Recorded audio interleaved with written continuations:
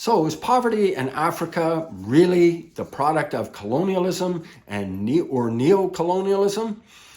It's ideological nonsense. Nonsense, yes, I came out of university believing. The dramatic reduction in global poverty, including Africa, has been the result of governments abandoning failed socialist policies. An excellent example is India. For decades, they had socialist economic policies, kept the economy absolutely stagnant, people starving.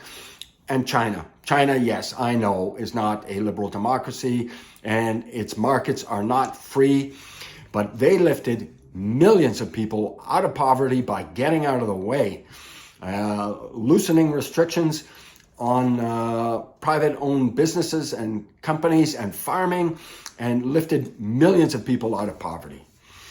African poverty is a result also of tribalism, extractive governments, and kleptocratic leaders. Kleptocratic stealing from their own people. As people are starving and dying in the streets, they're living the lifestyles of the rich and famous. International development scholars Darren Asmagulo, probably mispronouncing that, and James Robinson, in their book Why Nations Fail, provide ample evidence to this fact. But of course, you probably already knew that. And regarding African leaders, here's historian Martin Meredith. Their preoccupation, above all, has been to hold power for the purposes of self-enrichment. Much of the wealth they have acquired has been squandered on luxury living or stashed away in foreign bank accounts and foreign investments. Nicholas Wade, 2015. I know it's going to be tough to convince that crybaby LeBron James, a billionaire, that he was actually rather fortunate to be born in the United States.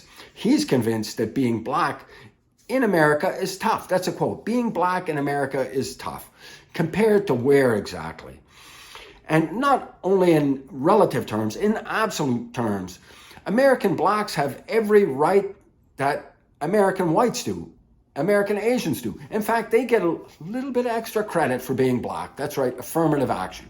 While Asian students are being discriminated against at Harvard, they're opening the doors for underqualified black students. I don't care what color your skin is. You got the marks to get in you go. You don't have the marks, come back when you're ready. Or pick something else. Maybe basketball, right? Yeah, absolute nonsense. American blacks, they have the highest standard of living than anywhere else in the world, especially relative to sub-Saharan Africa. LeBron, yes, he could try being black in Africa on every conceivable metric. American blacks are much more fortunate to those living there. You look at the levels of violence, the corruption, the poverty and disease.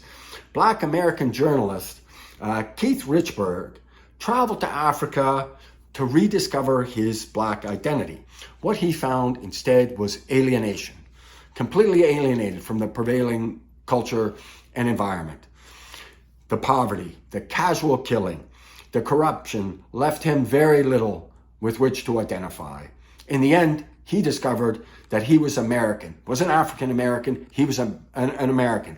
Black American, but an American just as American as any white or any Asian American. An American. And he was profoundly grateful for that fact. It's an excellent book, by the way, Out of America.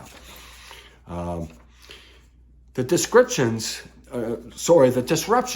caused by these COVID fascists have reversed more than 20 years of economic progress in Africa, pushing about 55 million Africans into extreme poverty. That's right, 55 million people pushed into extreme policies over this COVID nonsense.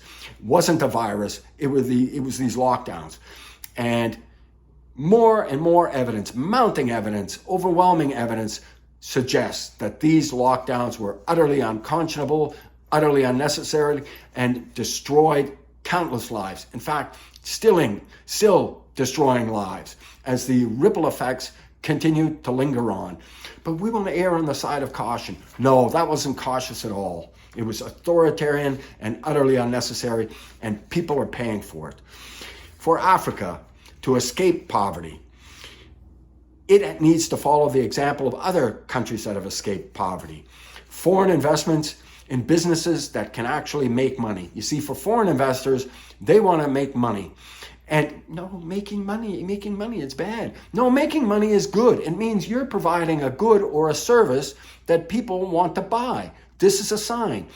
Larry Elder discusses his father's discussion of money.